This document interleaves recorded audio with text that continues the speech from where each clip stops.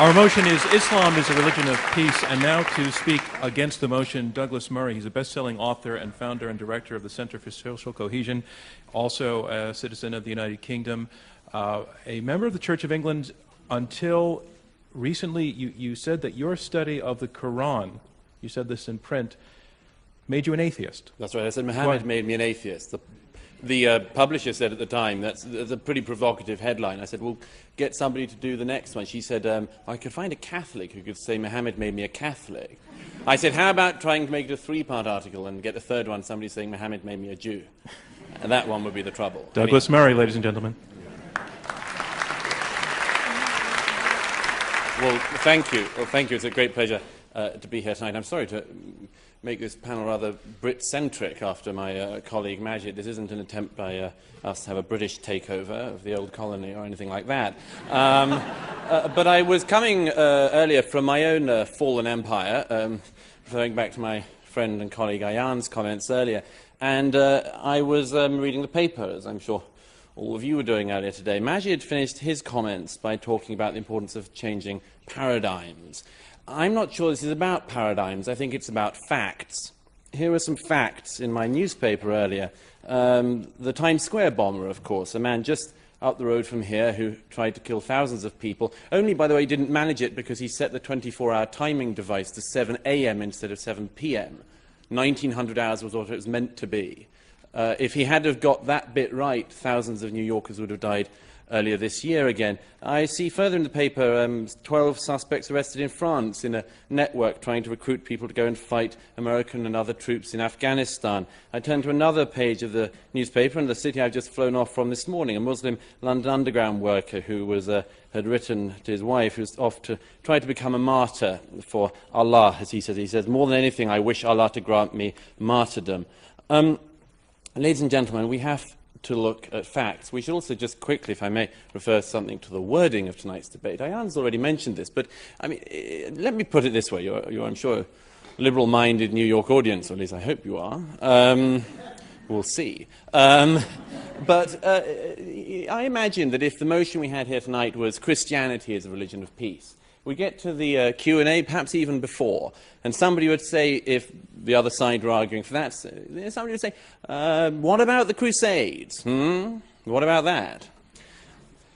And then there'd be some other clever clogs who'd say, what about that Florida pastor the other week? That was a nasty business. That's Christianity for you. If we'd had tonight, Judaism is a religion of peace, the other side were trying to argue that. Sure as anything. There'd be people popping up in the hall tonight saying, oh, there's this bit in one of the Old Testament books, really, really bad. All sorts of massacres going on. Why don't you talk about that? There might even be people trying to say that, that the argument that Judaism was a religion of peace couldn't be argued because people would say, look at what Israel is doing, and isn't that a direct response, and so on. So let's not have a debate about Islam and whether or not Islam is a religion of peace without talking about the facts to do with Islam. It's an absurd situation we're in, where nothing that anyone does whilst being Muslim is any responsibility of Islam's. Yet anything anyone does whilst being a Christian or a Jew is responsibility of all Christians, all Jews.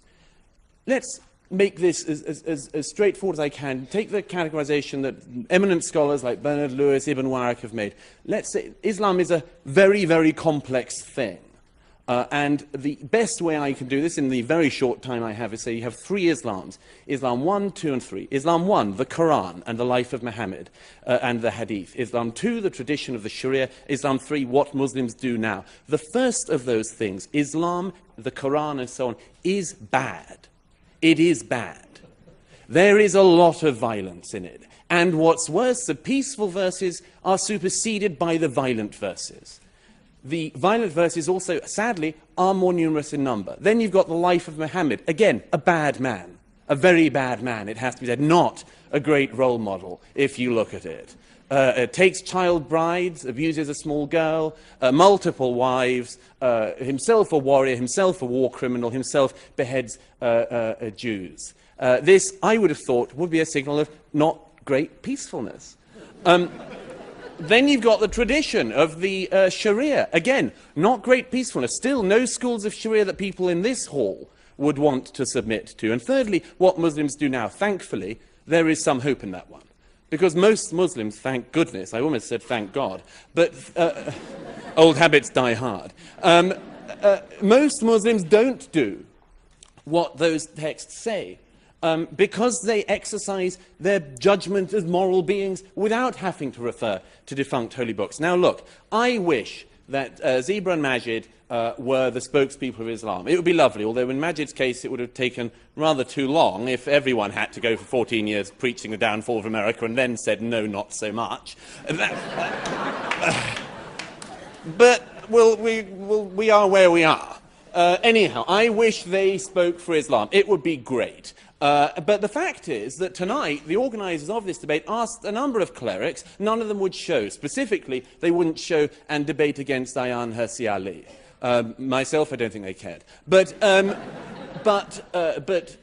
it's very interesting that they will not debate. Time and again, the actual leaders of your religion will not debate this. And you're left with people like we have here. The reason why is, of course, is that the leaders of the religion show such terrible lessons. It is not a small thing. It's not, as it were, a detail. It's not like a wacky Florida pastor. That you've got the largest Sunni state of Saudi Arabia, the most important Sunni state in the world, the most extraordinary closed prison of a society. It's not a detail, it's not a one-off nut job. The Shiite Republic of Iran is what it is, led by the people it's led by. That is not an accident, it's not a detail. The thing that worries me is that although tonight we hear from the fellow panellists here about how Islam is a religion of peace, the fact is that the people who are making the decisions in the religion, the people who are preaching in the religion, the heads of that religion, people like Sheikh Qaradawi, who broadcasts anti-Semitic, the most appalling filth every week on the main networks, that is the faith that's speaking for you guys. I wish that, Zeba, you were on every week on Al Jazeera, but you're not. Qaradawi is. The problem is that Islam is an unstable component, as a religion, an unstable component. 1,000 years ago, the Mu'tazilites tried to reform the religion. They were wiped out. The fact is that Islam is many things, many, many things. But to say it's a religion of peace is nonsense. It's to ignore reality. It's to ignore very difficult but necessary facts, not paradigms, but facts. To say that Islam is a religion of peace is to say something based entirely on hope. It's to elevate a hope into truth. And I hope, as you all know, history teaches us that's a very bad thing to do. Thank you. Thank you, Dr. Smart.